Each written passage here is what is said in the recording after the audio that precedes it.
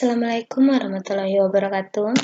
Perkenalkan, nama saya Junaitin Anulaita dari Prodi Teknik Budidaya Perikanan. Di sini saya akan menjelaskan tentang pembenihan dan pembesaran ikan kakap putih. Kita masuk kepada pendahuluan, di mana di dalam pendahuluan ada latar belakang dan juga tujuan. Latar belakang itu menjelaskan sedikit tentang ikan kakap putih dan tujuannya itu untuk mendapatkan pengetahuan mengenai teknik pembenihan dan pembesaran ikan kakap putih. Selanjutnya hasil dan pembahasan. A. Biologi ikan kakap putih. Seperti kita lihat pada gambar, bentuk ikan kakap putih adalah pipi dan ramping dengan badan memanjang dan ekor melebar, kepala lancip, dan bagian atas cekung dan menjadi cembung di depan sirip punggung. Mulutnya lebar, gigi halus, dan bagian bawah operkulum berduri kuat. Operkulum mempunyai duri kecil dengan cumping bergerigi di atas pangkal gurat sisi. Sirip punggung berjari-jari keras 7-9 dan 10-11 jari-jari lemah. Sirip dubur dan sirip ekor bulat. Sirip dubur berjari-jari keras 3 dan berjari-jari lemah 7-8. Sirip dada pendek dan membulat. Sirip ikan kakap putih bertipe sisik besar. Tubuh berwarna dua tingkatan, yaitu kecoklatan dengan bagian sisi dan perut berwarna keperakan untuk ikan yang hidup di laut, dan coklat keemasan pada ikan yang hidup di perairan tawar. Ikan dewasa berwarna biru kehijauan atau keabu-abuan pada bagian atas dan berwarna keperakan di bawah. B. Pembenihan ikan kakap putih. Ikan kakap putih yang memiliki jumlah telur yang sangat banyak dari 500.000 sampai jutaan, membuat perlu penanganan khusus dalam melakukan pembenihan dengan jumlah tersebut, maka perlu persiapan awal, yaitu jumlah pakan harus sudah tersedia, terutama pakan alami. Kita masuk pada langkah-langkah untuk pembenihan ikan kakap putih. Yang pertama, persyaratan lokasi. Syarat lokasi pembenihan kakap putih tergantung lokasi yang baik dan tepat. Lokasi pembenihan kakap putih memiliki sumber air laut yang harus bersih sepanjang tahun, jernih, perubahan salinitas kecil, dan lokasi biasanya di teluk yang terlindungi dari gelombang atau arus kuat yang terletak di lingkungan pantai yang berkarang dan berpasir. Lokasi juga harus jauh dari buangan sampah, pertanian, dan industri. Yang kedua, persiapan induk. Induk terlebih dahulu ditangkap menggunakan serokan, kemudian induk dimasukkan satu persatu ke dalam wadah yang berkapasitas 100 liter yang diisi air laut dan diberi obat bius seperti minyak cengkeh atau ekstrak biji karet atau pembius lainnya. Kemudian jenis kelamin induk tersebut diperiksa. Perbedaan jantan dan betina dapat dilihat dengan cara kanulasi untuk induk betina dan stripping untuk induk jantan. Kanulasi untuk induk betina dilakukan dengan cara memasukkan selang yang berdiameter kurang lebih 1,2 mm sedalam 6-7 cm ke dalam saluran telur. Telur yang telah matang umumnya berdiameter 0,45-0,65 mm. Bentuk spherical dan terurai atau tidak saling menempel satu sama lain. Untuk induk jantan, sperma yang dihasilkan berwarna putih dan tidak encer. Yang ketiga, pemijahan. Pemijahan ikan kakap putih dapat dilakukan dengan dua metode, yaitu pemijahan dengan rangsangan hormonal dan dengan manipulasi lingkungan. Pemijahan dengan rangsangan hormon dilakukan dengan menggunakan hormon human chorionic gonadotropin atau HCG dan puberogen yang dilakukan melalui penyuntikan secara intramuskular di bawah sirip punggung sebanyak 1-2 kali, biasanya pada sore atau malam hari setelah penyuntikan, induk akan memijah. Sementara pemijahan yang dilakukan dengan cara memanipulasi lingkungan dalam bak pemeliharaan induk dimaksudkan agar seolah-olah kondisinya mirip di alam. Perlakuan yang dilakukan adalah dengan penurunan dan penaikan kedalaman air yang berakibat pula pada perubahan suhu dan kadar garam. Pemijahan dilakukan dengan mengikuti siklus peredaran bulan yang bisa terjadi 2 kali dalam sebulan, yaitu pada bulan gelap dan bulan purnama. Perubahan ini akan merangsang terjadinya pemijahan. Pemijahan berlangsung pada malam hari. Yang keempat, penetasan telur. Telur ikan kakap putih hasil pemijahan diseleksi terlebih dahulu. Telur yang dibuahi dan yang berkualitas baik akan mengapung di permukaan air. Permukaannya licin, transparan, dan bagian dalam sedikit berongga. Telur akan menetas pada waktu 17-18 jam. Yang kelima, persiapan wadah. Bak pemeliharaan larva dapat terbuat dari semen, fiberglass, atau konstruksi kayu yang dilapisi plastik. Masing-masing bahan mempunyai kelebihan dan kekurangan. Disarankan ukuran bak minimal 10 meter kubik, karena bak yang lebih kecil stabilitas suhu kurang terjamin. Tinggi bak 1,2 sampai 1,5 meter. Buatlah bak sesuai standar pembenihan. Bentuk memanjang, sudut bak setengah lingkaran atau tidak 90 derajat untuk memudahkan pembersihan, sirkulasi lancar, dan menghindari kotoran berkumpul di sudut. Dasar bak miring menuju tempat pembuangan kurang lebih 5 derajat. Bak pemeliharaan larva memerlukan penutup plastik di atasnya untuk mencegah masuknya kotoran dan benda asing masuk.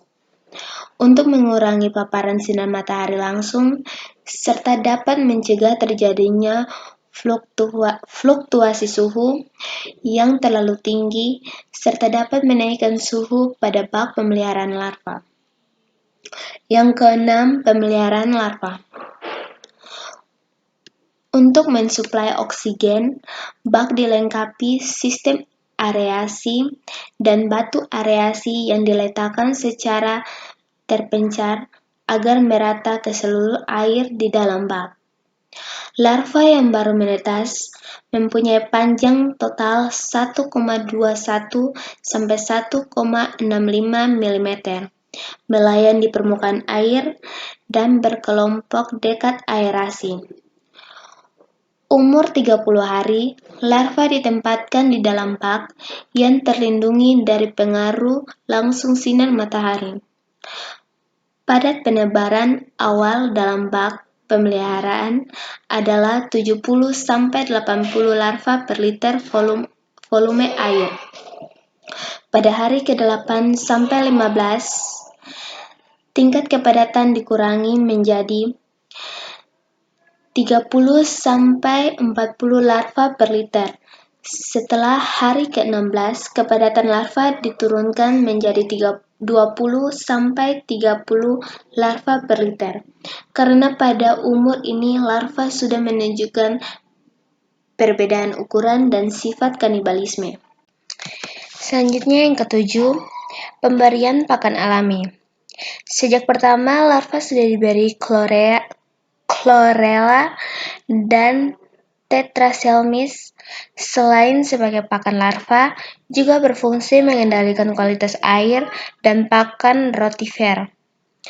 Umur 2 hari, larva sudah mulai membuka mulut.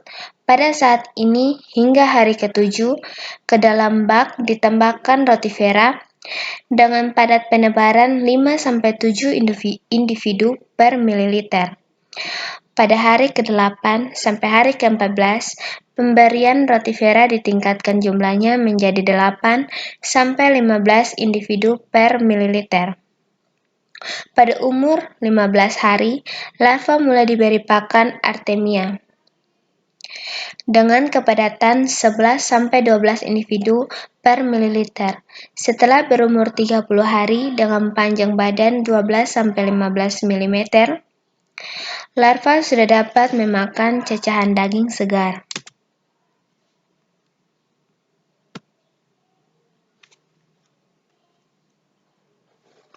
Yang ke-8, pengelolaan air. Pada pemeliharaan larva kakap putih, penggantian air dilakukan mulai pada hari ke-13 sebanyak 10-20%, hari sampai hari ke-14. Pada hari ke-15 sampai hari ke-25, penggantian air sebanyak 30-40% dilakukan secara penyiponan. Yang ke-9, panen benih. Cara panen tergantung dari bentuk dan kapasitas pemeliharaan. Untuk bak yang memiliki saluran keluar akan lebih mudah dilakukan dengan menempatkan arus air keluar. Sedangkan yang tanpa saluran keluar, panen dilakukan dengan cara mengurangi air pada bak pemeliharaan sampai kedalaman tinggal 10-20 cm. Kemudian benih ditangkap dengan scoop net agar larva kakap putih tidak mengalami stres pada saat panen. Dilakukan secara hati-hati dan pada penampungan sementara diberi aerasi secukupnya. C. Pembesaran ikan kakap putih. Yang pertama, pemilihan lokasi. Pemilihan lokasi tambang untuk budidaya ikan kakap putih harus bebas banjir, terhindar dari pencemaran lingkungan. Lokasi tambang cukup mendapatkan air pada saat terjadi pasang harian dan dapat dikeringkan pada saat surut. Kondisi tanah dapat menahan air sehingga tidak mudah longsor. Tanah yang paling cocok adalah tanah liat bercampur endapan dan sedikit pasir. Mudah diperoleh sarana dan prasarana. Lokasi tambak harus memenuhi persyaratan fisik dan kimia air. Yang kedua, persiapan tambak. Kegiatan persiapan petakan tambak yang perlu dilakukan sebelum penebaran benih kakap putih adalah A. Pengeringan petakan seperti umum dilakukan dalam budidaya udang. B. Perlu dilakukan pengapuran dasar tambak untuk membuat pH tanah stabil. C. Pemumpukan tidak mutlak dilakukan karena plankton tidak begitu berpengaruh pada pertumbuhan kakap putih. Untuk tambak yang airnya sangat jernih, perlu dilakukan pemumpukan untuk menumbuhkan plankton sampai kecerahan air bertahan pada kisaran kurang lebih 40 cm. Yang ketiga, penebaran benih. Benih yang ditebar harus benar-benar bermutu baik. Adapun ciri-ciri benih yang bermutu baik adalah sebagai berikut. A. Ukuran seragam. B. Tidak cacat fisik. C. Bebas penyakit. D. Tenang serta tidak membuat gerakan yang tidak peraturan atau gelisah, tetapi akan bergerak aktif bila ditangkap. E. Mempunyai respon yang baik. F. Warna sisik cerah dan sirip lengkap. G. Sorot mata terang. H. Bila diberi makan akan menyergap dengan cepat, namun bila tidak diberi makan, posisi menyebar. Selanjutnya yang keempat, pakan dan pemberian pakan. Pakan yang biasa diberikan dalam pembesaran ikan kakap putih adalah ikan ruca dalam bentuk segar seperti ikan lemuru, selar, dan tamban. Selain ikan ruca, ikan kakap putih juga dapat diberikan pakan buatan dalam bentuk pelet. Dosis pemberian pakan adalah sesuai dengan umur atau ukuran ikan. Pada saat pendedaran, pakan diberikan secara ad libitum atau sampai kenyang dan tidak mau makan lagi, atau cukup dengan dosis 3-5% dari berat bobot. Pemberian pakan cukup dilakukan 2 kali sehari, yakni pagi dan sore. Pemberian pakan dapat dilakukan dengan memberikan sedikit demi sedikit sampai habis. Yang kelima, pengelolaan air media pemeliharaan. Selama masa pemeliharaan, media pemeliharaan ikan kakap putih perlu terus dipantau kondisi lingkungannya agar tetap sesuai dengan kebutuhan hidup ikan. Pengelolaan kualitas air meliputi pengukuran kualitas air. Untuk memantau kualitas air, maka dilakukan pengukuran beberapa parameter kualitas air di tambak seperti suhu, pH, salinitas, DO atau oksigen terlarut, dan alkalinitas. Tujuannya adalah untuk mengetahui parameter air dari suatu perairan sehingga dapat disesuaikan dengan kelayakan hidup ikan kakap. 6. Pengendalian penyakit. Padat penebaran yang tinggi, mutu pakan yang rendah, dan mutu benih rendah merupakan beberapa hal sebagai penyebab timbulnya serangan penyakit terhadap kakap putih. Penyakit yang banyak menyerang ikan kakap putih yang dibudidayakan adalah disebabkan oleh parasit Crustacea, Trematoda, Protozoa, dan bakteri. Yang berikutnya, ketujuh, panen dan pasca panen.